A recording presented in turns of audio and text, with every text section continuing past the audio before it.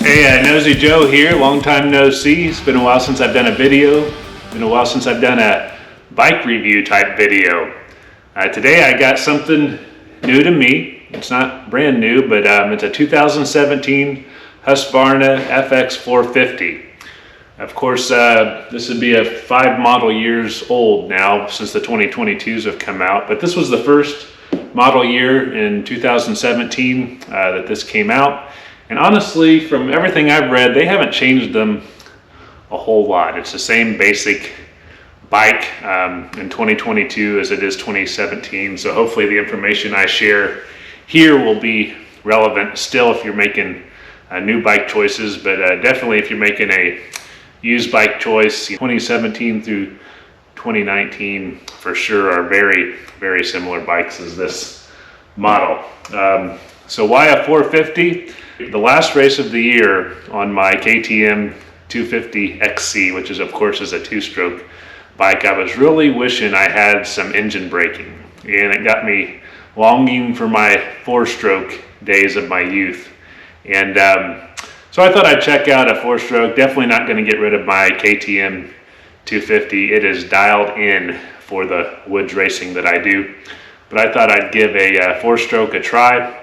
And honestly, this was just a good deal on this 450. I think a 350 would have been plenty for me. A lot of concern about it, with the guys I ride, about running a 450 in the woods. And so I thought maybe that might not be a wise move, but I'll get into that a little bit more as I talk about my experiences with it. So next, let's go over some of the specs. I got these specs just off the web where you can get them too, but of course this is considered to be an enduro off-road bike. This is the FX model. The FE is more of your, it has a headlight, has the PDS rear shock and suspension. This is more a racing version, although not a motocross bike, but more like your KTM XCF bike, if you think of those. That's what the FX line is in the Husqvarna. So it has linkage and no headlight, no odometer or anything like that. So it's made for racing, a little bit higher speed bike. Doesn't have the real low first and second gear in the transmission like the FE in the Husqvarna line or the XCW does in the KTM line. So that's the series of bike this is. 449 cc engine, 63 horsepower. That's a whole lot. I will say I think it's very controllable though for what it is. I'll get into more of that in a second. Transmission is only a 5-speed.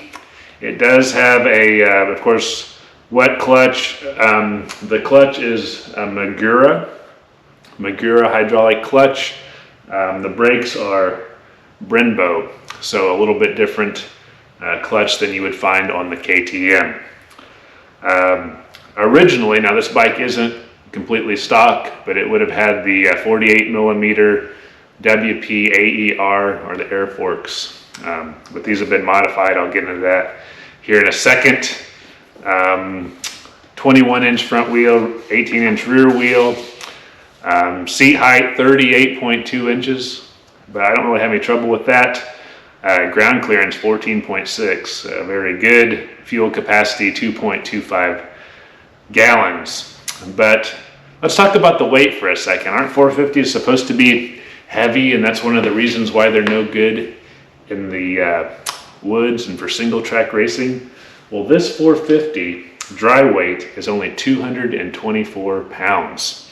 So really that's not much different than my 252 stroke.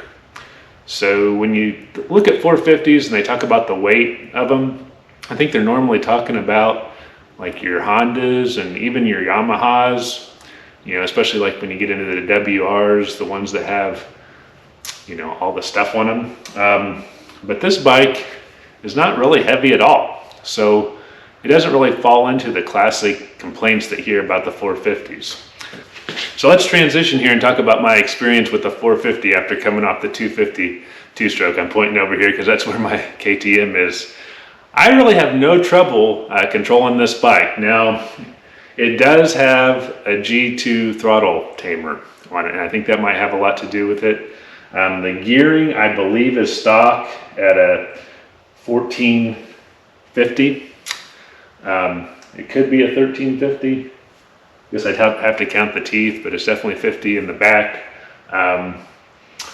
The suspension's really nice on it. I'll talk about that here in a second when I get into the why I bought it. But I don't have any trouble controlling this bike. It doesn't have any, crazy hit to it when it gets to a certain RPM. It's got a couple different maps 1 and 2 in a traction control mode that you can use with either one. Map 1 is the less aggressive, map 2 is the more aggressive. You can run traction control in either one. So I've just been running in map 1 with the traction control on, and I have no trouble riding this around tight single track at all. It is not as good at super low speeds as the 250. It is easier to kill this engine if you're not careful with the clutch. That's about the only drawback I can find. Otherwise, it does fine. It's a very easy to ride bike. Now I'm 220 without gear. So maybe a lot of the concerns you hear about the 450s are 160 pound guys. But it's not a problem for me. It's a very easy 450 to operate. So definitely would recommend it, especially for the bigger guys, the taller guys. It's got that higher seat height. Again, the weight's not an issue with the 224 dry weight. That means it's probably 240 wet weight, which is again not much different than a 2-stroke, and it's only 1 pound more than the 350 FX if you're looking at those. So weight's not really a consideration when looking at these versus the 350. So anyway, I hope that helps your decision making if you're looking at 4-stroke bikes. I think this is a great bike. With the Husqvarna, you get just a few little details that are a little bit nicer than the KTM's. One is the clutch. And I know there was a recall on these early on, but I'm sure this one's already had it done, no problems there. You get the DID wheels on them, and of course your plastics and everything are a little bit different, but it came with a kickstand originally, but it didn't have one when I bought the bike, so I put a Tusk Racing kickstand on it. This is the optional Husqvarna skid plate that you can get for them. Now, if I was going to do more racing with this, I would get, one that comes back and protects the linkage a little bit better. It's got mica bars on it and a mica rear sprocket and a TMD, get out of the way, a TMD here, chain guide. And then that's about it, except for the suspension, which I'll talk about here in a second. So why did I really buy a 450? Well, let me show you.